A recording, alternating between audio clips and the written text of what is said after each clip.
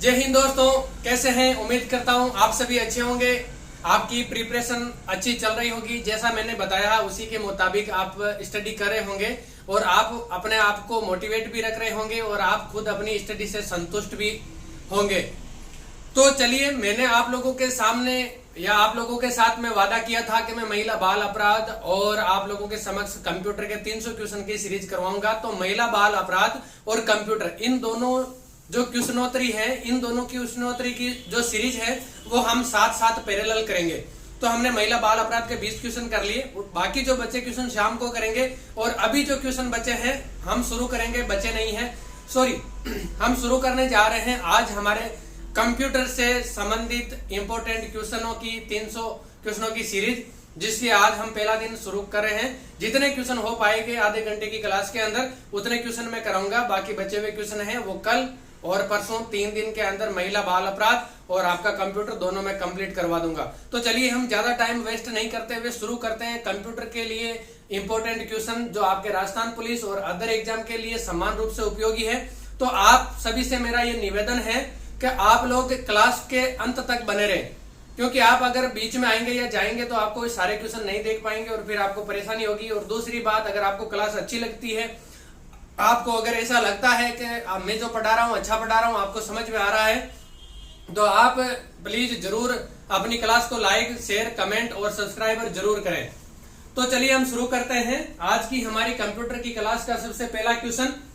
तो कंप्यूटर के आविष्कार कौन है? आप देख रहे होंगे स्क्रीन पर पहला क्वेश्चन, कंप्यूटर के आविष्कार कौन थे? तो कंप्यूटर के आविष्कार में आपको चारों ऑप्शन नहीं बोलूंगा, आपको जो आंसर है वही मैं आपको बताऊंगा, ताकि ज्यादा से ज्यादा क्वेश्चन हमारे कम समय के अंदर हो जाए।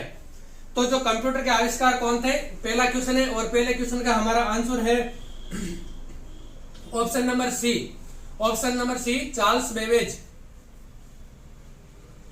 Charles Babbage. सेकेंड क्वेश्चन है हमारा, सबसे पहला कंप्यूटर का क्या नाम था? यानी कि कंप्यूटर जो पहला कंप्यूटर था उसका क्या नाम था? तो हमारा ऑप्शन है क्वेश्चन नंबर 2 का राइट आंसर होगा option number B. Option number B के अंदर है ENIAC। ENIAC। तो आपको ये याद रखना है, अगर आपको पूछ लिया जाए पहले कंप्यूटर का क्या नाम है तो ENIAC। तीसरा क्वेश्चन हमारा, आधुनिक कंप्यूटर की खोज सर्वप्रथम कब हुई थी? तो आधुनिक कंप्यूटर की जो खोज है सर्वप्रथम 1946 के अंदर हुई थी। कब हुई थी? 1946 के अंदर। जो हमारा राइट आंसर हो जाएगा option number C, 1946। Next question है हमारा क्वेश्चन नंबर 4। क्वेश्चन नंबर 4 है हमारा, कंप्यूटर के क्षेत्र में महान क्रांति कब से आई? यानी कि कंप्यूटर का जो क्षेत्र है इसके अंदर कंप्यूटर को अपग्रेड करने के लिए या कंप्यूटर की पीढ़ी को दर पीढ़ी आगे बढ़ाने के लिए कौन सी क्रांति आई थी और ये क्रांति कब आई थी? तो ऑप्शन नंबर क्वेश्चन नंबर 4 का हमारा राइट आंसर हो जाएगा option number D. Option number D के अंदर है हमारा 1960। कब हुआ था? 1960 के अंदर कंप्यूटर के क्षेत्र के अंदर महान क्रांति आई थी। नेक्स्ट क्वेश्चन है हमारा, कंप्यूटर का हिंदी नाम क्या है? कंप्यूटर का हिंदी नाम आप लोग अच्छी तरह से जानते होंगे, कंप्यूटर का हिंदी नाम है संगणक। जो हमारा option number B, option number B के अंदर है संगणक। Question number 6। Question number 6, computer साक्षरता दिवस कब मनाया जाता है? ये सारे क्वेश्चन है जो आपके लिए काफी इंपॉर्टेंट है, आप इनको बिल्कुल भी मिस ना करें, क्योंकि यहाँ से आपके जितने भी कंप्यूटर के क्वेश्चन है आपके 90% से अबाव यहाँ से आपके आएंगे। क्वेश्चन नंबर 6, कंप्यूटर साक्षरता दिवस कब मनाया जाता है? तो कंप्यूटर साक्षरता दिवस 2 दिसंबर को मनाया जाता है। कब मनाया जाता है? 2 दिसंबर को। तो ये हमारा राइट आंसर हो जाएगा option number D. Option number D, right answer 2 दिसंबर। Question number 7। क्वेश्चन नंबर 7 के अंदर है हमारा, सीपीयू का पूर्ण रूप क्या है? सीपीयू का पूर्ण रूप का मतलब है कि सीपीयू का फुल फॉर्म क्या है? तो सीपीयू का फुल फॉर्म है central processing unit. Central processing unit, जो हमारा ऑप्शन नंबर कितना है? Option number C. तो ये काफी बड़ा नाम है इसलिए मैं लिख नहीं रहा बोर्ड पर, सेंट्रल प्रोसेसिंग यूनिट है। आप यहाँ पे क्वेश्चन के अंदर देख रहे हैं option number C. Next question है हमारा क्वेश्चन नंबर 8। इनमें से कौन सर्च इंजन नहीं है? यानी कि जब हम कंप्यूटर के ऊपर किसी भी URL को, यानी कि कोई भी लिंक को अगर हम क्लिक करते हैं या कुछ हमें देखना होता है तो एक सर्च इंजन होता है। यानी कि कंप्यूटर को जो हम पूछना चाहते हैं, जो हम URL डालते हैं, तो उसको रिकॉल करके, यानी हमारे सामने जो डाटा लेकर आता है, तो जो डाटा लेकर आने वाली जो इकाई उसको इंजन बोला जाता है। और उस इंजन को क्या बोला जाता है, कौन सा इंजन नहीं है, इस क्वेश्चन के अंदर हमें ये पूछ रहा है। तो गूगल ऑप्शन नंबर ए के अंदर दिया गूगल, ऑप्शन नंबर बी में याहू और ऑप्शन नंबर सी के अंदर बेडू। तो ये जो तीनों का तीनों ही हमारे क्या है, सर्च इंजन है। क्रोम भी सर्च इंजन है और इसमें वोल्फ्राम अल्फा ये सर्च इंजन नहीं है, यानी कि क्वेश्चन नंबर 8 का हमारा राइट आंसर हो जाएगा option number D. Option number D के अंदर है वोल्फ्राम अल्फा, ये एक सर्च इंजन नहीं है। नेक्स्ट क्वेश्चन है हमारा, निम्न में से कौन इनपुट इकाई नहीं है। इनपुट और आउटपुट मैंने बोला था आपको पहले, ये काफी इंपॉर्टेंट है। यहाँ से आपके एग्जाम के अंदर क्वेश्चन 100% बनेंगे। तो इसके अंदर 4 दिया है, माउस, कीबोर्ड और स्कैनर, और इनमें से सभी। तो आप लोगों को पूछा है इनपुट इकाई कौन सी है, तो तीनों के तीनों चीज ही है जो इनपुट है। इनपुट का मतलब होता है कंप्यूटर को हम कुछ भी इंफॉर्मेशन या डाटा देने के लिए जो भी उपकरण, जो भी युक्तियां या जो भी डिवाइस हम काम में लेते हैं उनको इनपुट बोला जाता है। और जो बाहर डाटा प्रेषित करने के लिए जो काम में आती है डिवाइस या युक्तियां या जो भी, वो आउटपुट डिवाइस कहलाती है या आउटपुट इकाइयां कहलाती है। तो क्वेश्चन नंबर 9 इसके अंदर हमारा राइट आंसर हो जाएगा option number D. Option number D मतलब सारे के सारे, mouse, keyboard, scanner. Next question है हमारा 10, जिसका 1 किलोबाइट केबी कितने बाइट के बराबर होता है। यानी कि जो हमारे कंप्यूटर के अंदर जो बाइट चलते हैं, जो बाइनरी कोड है, इसके अंदर जो सबसे छोटा होता है बिट, उसके बाद में बाइट, फिर किलोबाइट, फिर गीगाबाइट, मेगाबाइट, फिर गीगाबाइट और फिर टेराबाइट। इसके अंदर कंप्यूटर की जो ये पैकेट होते हैं, जो डाटा के फॉर्म होते हैं, जिसके अंदर कंप्यूटर रीड करता है, तो इनको 1 किलोबाइट के अंदर कितने बाइट होते हैं। तो क्वेश्चन नंबर 10 का हमारा राइट आंसर हो जाएगा ऑप्शन नंबर ए, जिसके अंदर दिया है 1024 बाइट। 1024 बाइट, और 1 बाइट के अंदर 8 बिट होते हैं, ये आपको ध्यान रखना है। फिर बाकी जितनी भी फॉर्म है वो 1024 के फॉर्म में चलती है। नेक्स्ट क्वेश्चन है हमारा 11 नंबर क्वेश्चन, 1 मेगाबाइट कितने बाइट के बराबर होता है। तो ये आपका आंसर हो जाएगा ऑप्शन नंबर ए, जिसके अंदर दिया है 1024 किलोबाइट। 1024 किलोबाइट किसके बराबर होता है, 1 मेगाबाइट के अंदर। Next question, question number 12, 1 gigabyte कितना बाइट के बराबर होता है। यानी गीगाबाइट जिसको जीबी बोलते हैं हम, ये जीबी हमारे जो नेट मिलता है हमें ये पैकेट के रूप में मिलता है। तो 1 जीबी जो है वो कितने बाइट के बराबर होता है। तो क्वेश्चन नंबर 12 जिसका राइट आंसर हो जाएगा हमारा option number B. Option number B के अंदर क्या है, 1024 MB, यानी कि 1024 मेगाबाइट। जो 1024 मेगाबाइट होता है वो 1 गीगाबाइट यानी कि 1 जीबी के बराबर होता है। नेक्स्ट क्वेश्चन है हमारा क्वेश्चन नंबर 13। क्योंकि इधर आपके क्वेश्चन चल रहे होंगे तो मैं इनको मिटा देता हूं, आगे जो क्वेश्चन, ताकि आपको बाकी क्वेश्चन के आंसर भी मैं यहाँ पे लिख पाऊं। क्योंकि जो बोर्ड की आधी स्लाइड है उसके ऊपर क्वेश्चन चल रहे हैं, तो यहाँ पे आप आंसर नहीं देख पाएंगे, इसलिए मैं यहाँ पे एक एक स्लाइड करके हम चलेंगे ताकि आपको देखने के अंदर कोई परेशानी नहीं हो। नेक्स्ट क्वेश्चन है हमारा क्वेश्चन नंबर 13। क्वेश्चन नंबर 13 क्या है, कंप्यूटर में प्रयुक्त आईसी चिप बनते हैं। आप देखते होंगे कोई भी सर्किट होता है या कोई भी बोर्ड होता है जिसके अंदर छोटी छोटी ब्लैक कलर की, जिसके दोनों तरफ एक कीड़ा होता है हमारे जो बारिश के दिनों में निकलता है, उसकी तरह ही उसके दोनों तरफ बहुत सारे पेड़ होते हैं, वो होती है आईसी, यानी कि आईसी चिप बोला जाता है उसको, इंटीग्रेटेड सर्किट होता है वो।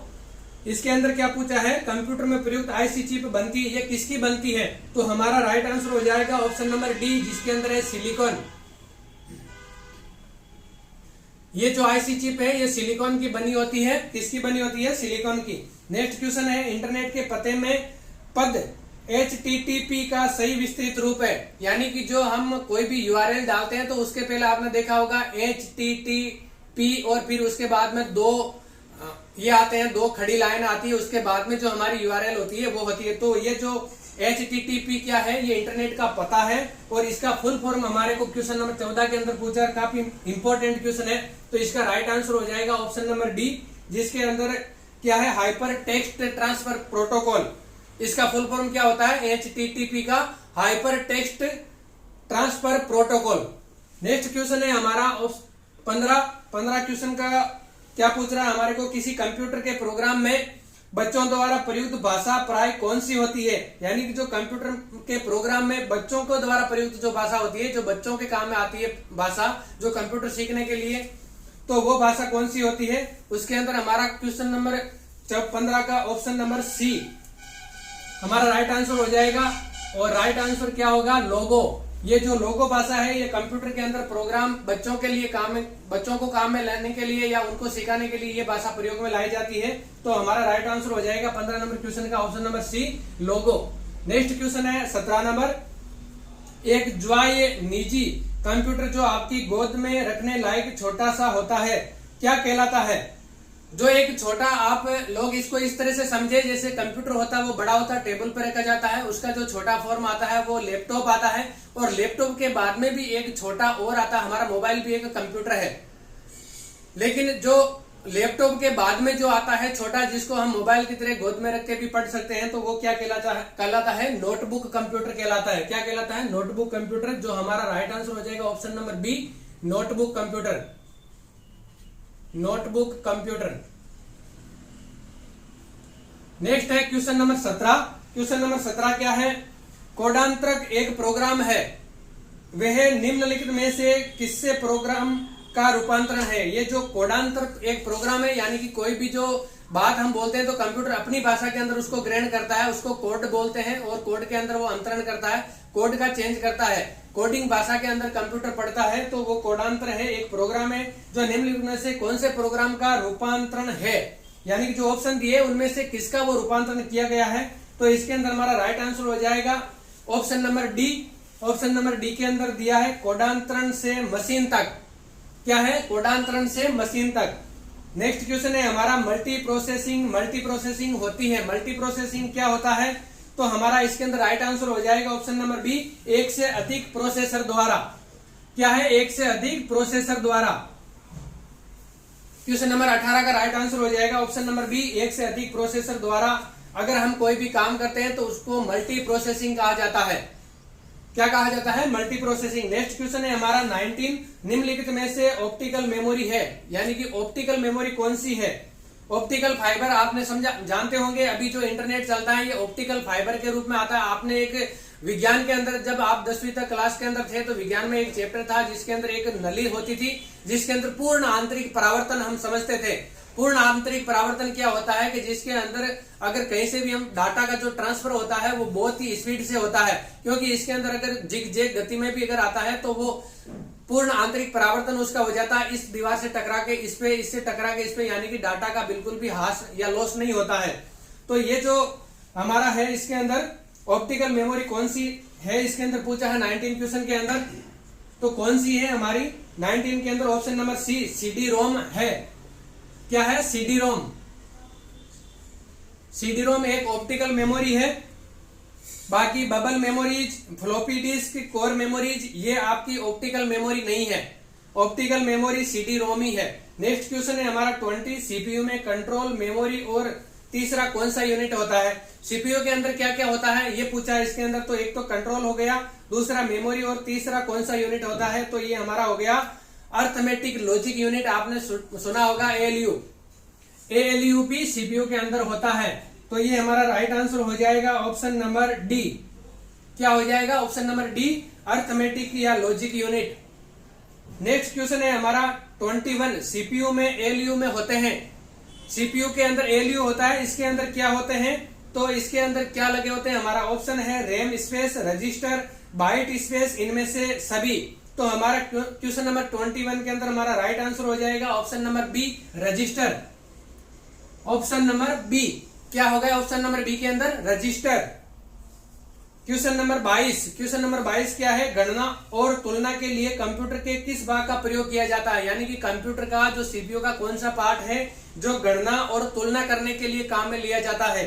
तो गणना और तुलना करने के लिए अभी मैंने आप लोगों को बताया एएलयू, अर्थमेटिक लॉजिक यूनिट, जो गणना और तुलना करने के लिए काम में लिया जाता है। तो ये हमारा राइट आंसर हो जाएगा क्वेश्चन नंबर 22 का ऑप्शन नंबर सी। क्या हो जाएगा, ऑप्शन नंबर सी।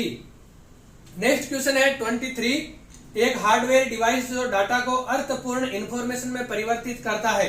एक हार्डवेयर डिवाइस कौन सी जो डाटा को अर्थपूर्ण इंफॉर्मेशन में परिवर्तन कर देता है? तो ये हमारा राइट आंसर हो जाएगा प्रोसेसर। प्रोसेसर के माध्यम से हम कोई भी डाटा का जो डिवाइस है उस डिवाइस के अंदर जो डाटा है उसका हम इंफॉर्मेशन के रूप में परिवर्तन कर सकते हैं। किसके अंदर कर सकते हैं? प्रोसेसर के अंदर। हमारा क्वेश्चन नंबर 23 का राइट आंसर हो जाएगा ऑप्शन नंबर ए। नेक्स्ट क्वेश्चन है 24, प्रोसेसर के कितने मुख्य भाग हैं? प्रोसेसर के मुख्य भाग कितने हैं? तो हमारे इसके अंदर ऑप्शन है एएलयू कंट्रोल यूनिट और रैम, एएलयू कंट्रोल यूनिट और रजिस्टर, कैश कंट्रोल यूनिट और रजिस्टर। तो इसके अंदर हमारा राइट आंसर हो जाएगा option number B, ALU control unit और रजिस्टर। ये है प्रोसेसर के 3 मुख्य भाग। कंप्यूटर के अंदर एक प्रोसेसर लगा होता है।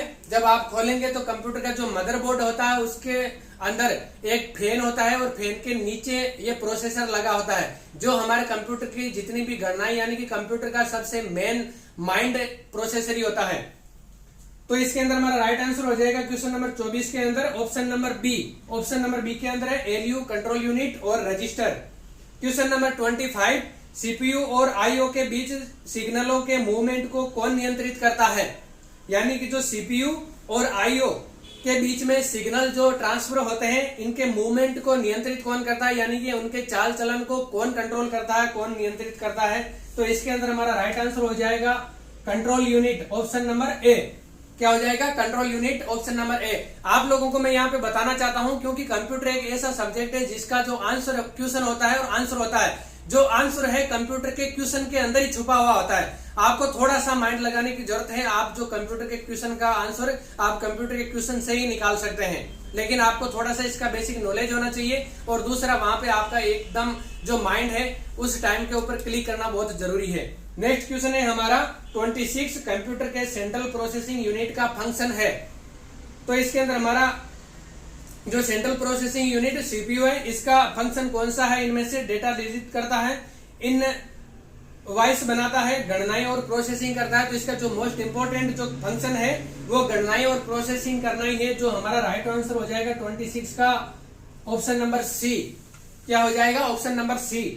नेक्स्ट क्वेश्चन 27, निम्न में से कौन सा कंप्यूटर एक बुनियादी कार्य नहीं करता है या कंप्यूटर का एक बुनियादी कार्य नहीं है? इनमें से कौन सा नहीं है? डाटा को प्रोसेस करना, टेक्स्ट को स्कैन करना, इनपुट को स्वीकार करना और डाटा को स्टोर करना। तो टेक्स्ट को स्कैन करना कंप्यूटर का एक मुख्य काम नहीं है, यानी कि एक बुनियादी काम नहीं है।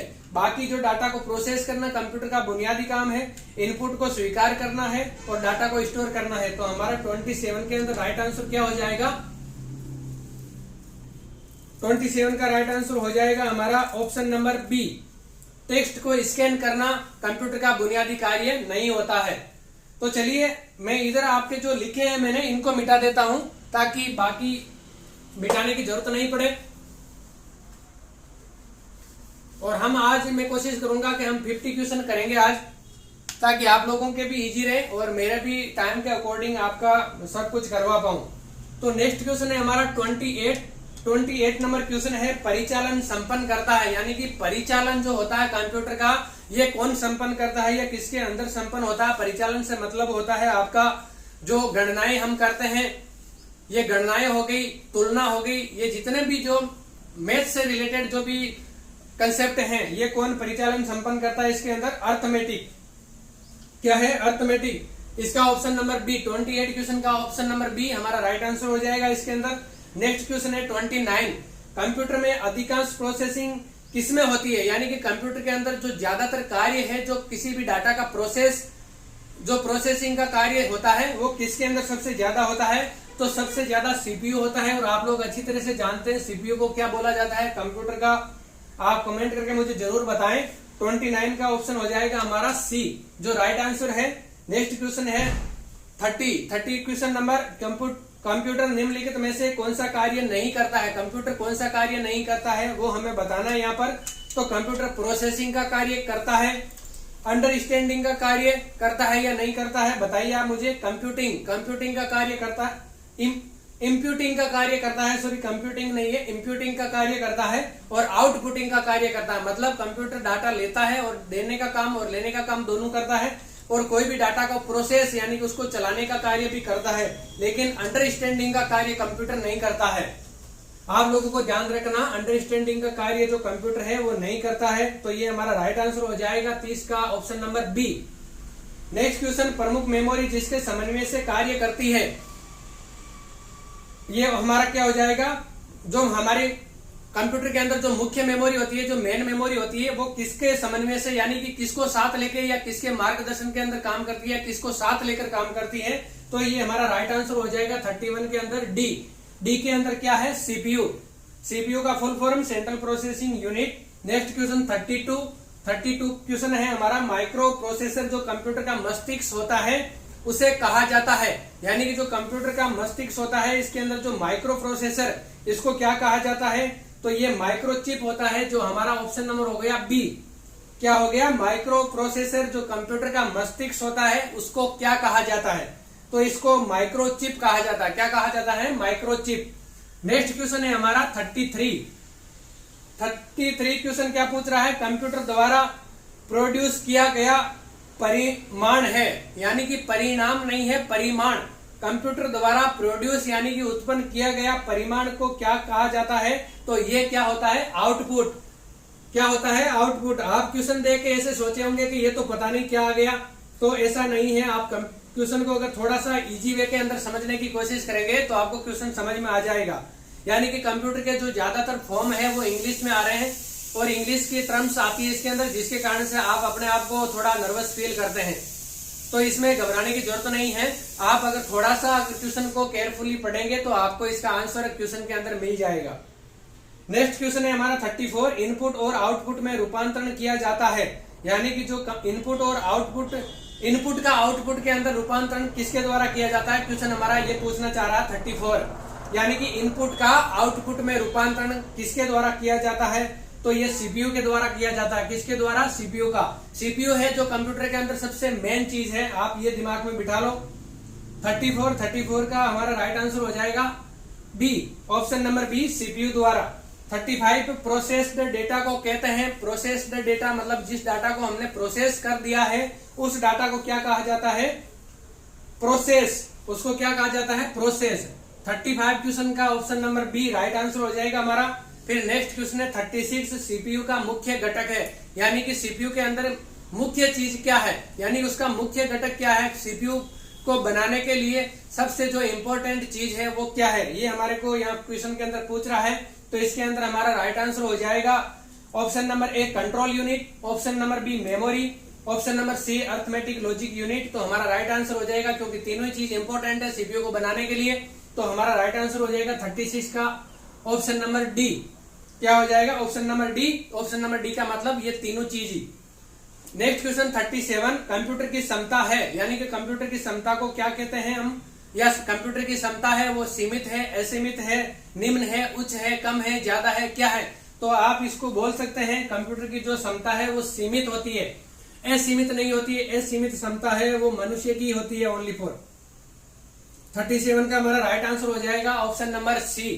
नेक्स्ट क्वेश्चन 38, कंप्यूटर को किस प्रकार की बुद्धि की संज्ञा दी गई है, यानी कि कंप्यूटर को किस प्रकार की बुद्धि की संज्ञा दी गई है, कौन सी कैटेगरी के अंदर रखा गया, कंप्यूटर की अंडरस्टैंडिंग को, कंप्यूटर की समझने की प्रक्रिया को।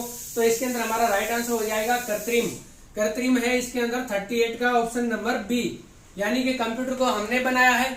कंप्यूटर कोई प्राकृतिक वस्तु या प्राकृतिक चीज तो है नहीं, जो अगर प्राकृतिक चीज होती मनुष्य है, वो प्राकृतिक बुद्धिजीवी की प्राणियों की संज्ञा के अंदर या कैटेगरी के अंदर रखा जाता है। लेकिन कंप्यूटर भले ही बुद्धि का काम करे लेकिन वो प्राकृतिक नहीं है, मनुष्य द्वारा बनाया गया है, इसलिए ये कृत्रिम बुद्धि की संज्ञा के अंदर या कैटेगरी के अंदर रखा जाएगा। नेक्स्ट क्वेश्चन है हमारा 39, मनुष्य की स्मरण शक्ति कंप्यूटर की तुलना में होती है, आप खुद बताइए इसका राइट आंसर क्या होगा, सामान्य, उच्च, निम्न, औसत, क्या होती है बताइए। तो जो मनुष्य की स्मरण शक्ति कंप्यूटर की तुलना में क्या होती है, सामान्य होती है। भले ही कंप्यूटर को मनुष्य ने बनाया है लेकिन मनुष्य के द्वारा बनाई गई जो वस्तु है वो भी मनुष्य से ज्यादा काम करती है, ज्यादा याद रखने की क्षमता होती है और ज्यादा कार्य क्षमता होती है। तो इसके अंदर हमारा राइट आंसर हो जाएगा ऑप्शन नंबर ए, जो है सामान्य। नेक्स्ट क्वेश्चन 40 नंबर क्वेश्चन है हमारा, मानव मन तथा कंप्यूटर में किसकी गति अधिक है, मानव मन और कंप्यूटर में किसकी गति अधिक है, यानी कि मनुष्य का जो मन है वो ज्यादा तेज चल रहा है या कंप्यूटर ज्यादा तेज चल रहा है।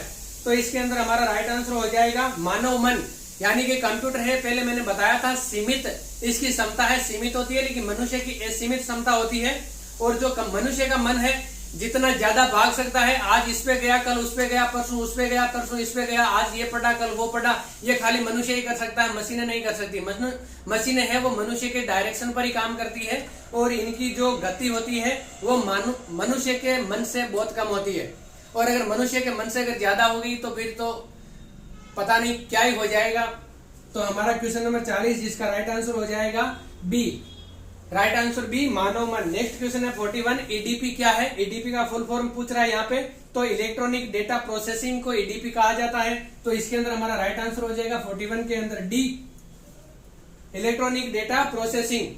नेक्स्ट क्वेश्चन है हमारा 42, कंप्यूटर में सूचना किसे कहा जाता है? यानी कि कंप्यूटर की भाषा के अंदर सूचना का मतलब क्या होता है, ये हमारा क्वेश्चन पूछना चाह रहा है।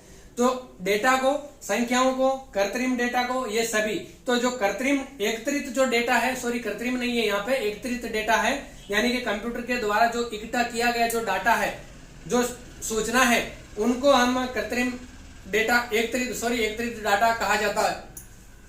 तो 42 क्वेश्चन के अंदर हमारा राइट आंसर हो जाएगा ऑप्शन नंबर सी, एकत्रित डेटा को।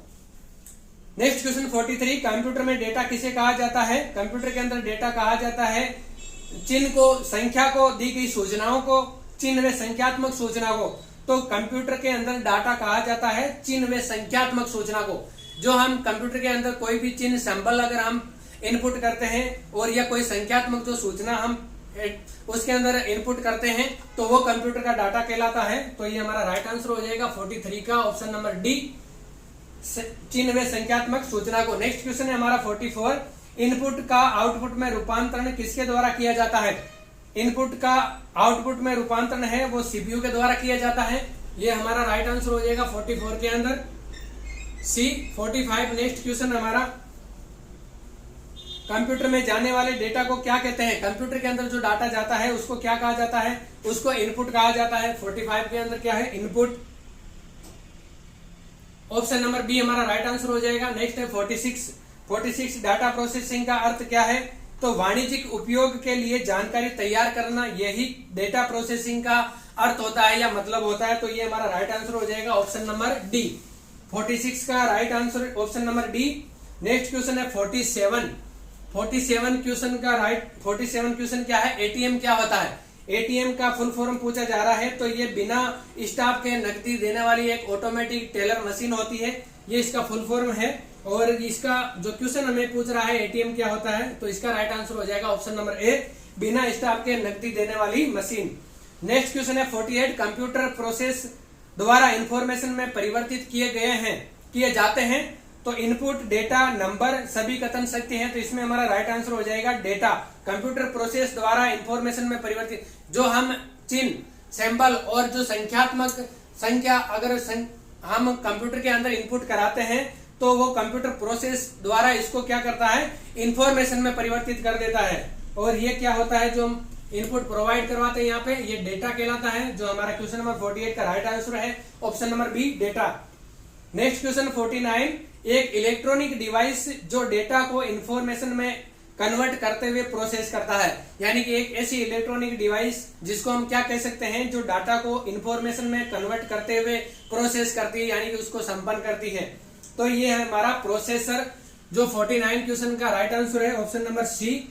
नेक्स्ट क्वेश्चन है 50 और आज की क्लास का हमारा लास्ट क्वेश्चन, प्रथम गणना यंत्र है। सबसे पहले जो काम में लिया गया था गणना के लिए यंत्र, उस यंत्र को क्या कहा जाता है? अबेकस। अबेकस जो ऐसा पहला यंत्र था जो गणना करने के लिए काम में लिया गया था। तो ये हमारा राइट आंसर हो जाएगा option number C, question number 50 का। तो अभी जो हम पढ़ रहे हैं ये कंप्यूटर के बेसिक नॉलेज से या कंप्यूटर का बेसिक परिचय, कंप्यूटर का बेसिक ज्ञान से संबंधित क्वेश्चन चल रहे हैं। जैसे जैसे हम आगे चलेंगे वैसे वैसे कंप्यूटर के थोड़े लेवल के क्वेश्चन आते जाएंगे और आपके एग्जाम के अंदर काफी आपकी हेल्प सिद्ध होगी उनसे, और आप अपना जो एग्जाम है वो अच्छी तरह से क्रैक कर पाएंगे। तो आज मैं उम्मीद करता हूं आप सभी को ये जो सीरीज है वो समझ में आई होगी और आप एंजॉय किए होंगे इसको। तो मैं एक बार फिर से आप रिक्वेस्ट करूंगा कि आप जितने भी भाई बहन, दोस्त, विद्यार्थी, स्टूडेंट जो पढ़ने वाले हैं उनको हमारे साथ जोड़िए, अपने चैनल, अपने परिवार पर लाइए, ज्यादा से ज्यादा वीडियो को क्लास को लाइक शेयर कमेंट करके मुझे जरूर बताएं। जिस प्रकार से आपको और इन्फॉर्मेशन चाहिए तो मैं उस हिसाब से आपके साथ चलूंगा। तो चलिए आज इतना ही। इसी के साथ जय हिंद, जय भारत।